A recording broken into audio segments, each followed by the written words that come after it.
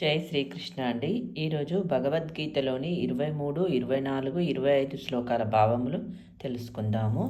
మొట్టమొదటగా 23వ శ్లోకం. ఏప్యన్యదేవతా భక్తా యజంతే శ్రద్ధయాన్వితాః తేపి మామేవ కౌంతేయ యజంత విధిపూర్వకం. ఓ కౌంతేయ, అన్య దేవతలకు భక్తులై వారిని శ్రద్ధతో పూజించువారు వాస్తవమునకు అవిధిపూర్వకముగా నన్నే పూజించుచున్నారు. దేవతలను పూజించుటయందు నెలకొనిన వారు చేసడి అట్టి పూజ పరోక్షముగా తనకే అర్పింపబడినను వారు నిజమునకు బుద్ధివంతులు కారని శ్రీకృష్ణ భగవానుడు చెప్పుచున్నాడు. ఉదాహరణకు, ఒకడు కొమ్మలపైనను ఆకులపైనను నీరు పోయిచు వ్రేళ్లకు నీరు అందనిచో తగిన జ్ఞానము లేనివాడుగా లేక నియమపాలనము లేనివాడుగా పరిగణింపబడును. అట్టి ఉదరమునకు ఆహారమును అందించు విధానమే శరీరము. శరీరం యొక్క వివిధ అవయములకు పుష్టిని కలిగించుట లేదా సేవించుట కాగలదు. వాస్తవమునకు దేవతలు దేవాది దేవుని ప్రభుత్వం నందలి వివిధ అధికారులు మరియు నిర్దేశకుల వంటివారు. మానవుడు అధికారుల చేతను నిర్దేశకుల చేతను కాకుండా ప్రభుత్వంతో చేయబడిన శాసనములను అనుసరింపవలను. అట్లే ప్రతి వ్యక్తికి దేవాది దేవునే పూజింపవలను. తద్వారా భగవానుని ప్రభుత్వం నందలి వివిధ అధికారులు మరియు నిర్దేశకులందరూ సమాజముగానే తృప్తి పొందుతారు. అధికారులు మరియు నిర్దేశకులు ప్రభుత్వ ప్రతినిధులుగా తమ కార్యములందు నెలకొని ఉన్నందున వారికి లంచమివ్వజూచుట వాస్తవమునకు చట్టవిరుద్ధమగును. ఈ విషయమే ఇక్కడ అవిధి పూర్వకం అని చెప్పబడినది. అనగా శ్రీకృష్ణ భగవానుడు అనవసరమైన అన్యదేవతార్చనమును ఇక్కడ ఆమోదించుటలేదు అని భావము. ఇప్పుడు 24వ శ్లోకం. అహం హి సర్వయజ్ఞానాం భోక్తా చ ప్రభురేవ చ నతు మామభిజానంతి తత్వేన తచ్చవంతి తే. దీని యొక్క భావము, నేనే సర్వయజ్ఞములకు భోక్తను మరియు ప్రభువును అయ్యున్నాను. అందుచే నా వాస్తవమైన దివ్య స్వభావమును గుర్తింపలేని వారు పతనం చెందుదురు. వైదిక గ్రంథములందు పలు విధములైన యజ్ఞాచరణములు నిర్దేశింపబడి ఉన్నను. వాస్తవమునకు అవి అన్నీను దేవాది దేవుడైన శ్రీకృష్ణుని సంతృప్తిపరచుట కొరకే నిర్దేశింపబడినవని ఇక్కడ స్పష్టముగా చెప్పబడినది. యజ్ఞమనగా విష్ణువు.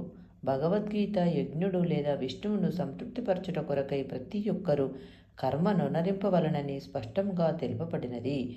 మానవ నాగరికతకు పరిపక్వ రూపమైన వర్ణాశ్రమ ధర్మము ప్రత్యేకించి విష్ణువును సంతృప్తిపరచుట కొరకై ఉద్దేశింపబడినది కనుకనే శ్రీకృష్ణ భగవానుడు ఈ శ్లోకమున నేనే పరమప్రభువును కావున సర్వయజ్ఞములకు నేనే భోక్తను అని పలుకుచున్నాడు. కానీ మందబుద్ధులు ఈ సత్యము నెరగక తాత్కాలిక లాభముల కొరకై దేవతలను పూజింతురు. కనుక వారు భౌతిక జీవన స్థితికి పతనం చెంది ఎన్నడూ మానవ జన్మ యొక్క వాంఛిత లక్ష్యమును పొందజాలరు. అయినను ఎవరైనను భౌతిక వాంఛలు నెరవేరవలనని వాంఛించినచో అది శుద్ధ భక్తి కాకున్నను వాటి కొరకై భగవానుని ప్రార్థించుటయే ఉత్తమం. తద్వారా వారు వాంఛిత ఫలములను పొందుదురని భావము. ఇప్పుడు 25వ శ్లోకం. యాంతి దేవవ్రతా దేవాన్ పితృన్యాంతి పితృవతాః భూతాని యాంతి భూదేజ్యా యాంతి మధ్యాజినోపి మాం. దీని యొక్క భావము, దేవతలను పూజించువారు దేవతలలో జన్మింతురు. పితృదేవతలను పూజించువారు పితృలోకములను చేరుదురు. భూతప్రేతములను పూజించువారు వాని యందే జన్మింతురు. కానీ నన్ను పూజించువారు నాతోనే నివసింతురు. చంద్రలోకమును గాని సూర్యలోకమును గాని లేదా మరి ఇతర లోకమును గాని మానవుడు చేరగోరినచో ఆ ప్రయోజనమునకై ప్రత్యేకముగా వేదములందు నిర్దేశింపబడిన సాంకేతికములైన దర్శ పౌర్ణమాసి వంటి నియమములను అనుసరించడం ద్వారా వాంఛితమైన గమ్యమును సాధింపగలడు. ఇవి వేదముల యందలి కర్మకాండ భాగములందు విశదముగా వర్ణింపబడిన ఈ పద్ధతులు వివిధ ఉన్నత లోకములందలి దేవతల కొరకు ప్రత్యేక పూజలను నిర్దేశించుచున్నవి. అట్లే ప్రత్యేక యజ్ఞముల ద్వారా మానవుడు పితృలోకములను చేరవచ్చును, లేదా పెక్కు భూతప్రేత లోకములను చేరి యక్షిని గాని రాక్షసిని గాని లేక పిశాచముగా గాని మారవచ్చును. పిశాచ పూజను వాస్తవమునకు క్షుద్రదేవతా పూజ అందరు. అట్టి క్షుద్రదేవతా పూజను అభ్యసించు వారెందరో గలరు.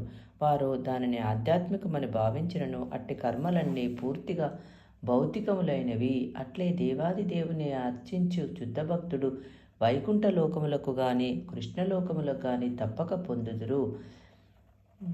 దేవతలను పూజించడం ద్వారా దేవతాలోకములను, పితృదేవతలను పూజించడం ద్వారా పితృలోకములను, క్షుద్రదేవతలను పూజించడం ద్వారా పిశాచలోకములను మానవుడు పొందుచుండగా శుద్ధ భక్తుడు ఎందుకు వైకుంఠలోకమును లేదా కృష్ణలోకమును పొందకుండునను ముఖ్యమైన విషయము ఈ శ్లోకం ద్వారా సులభముగా గ్రహింపబడనని భావము. జై శ్రీకృష్ణ అండి. రేపటి వీడియోలో మరికొన్ని శ్లోకములతో మళ్ళీ కలుస్తాం.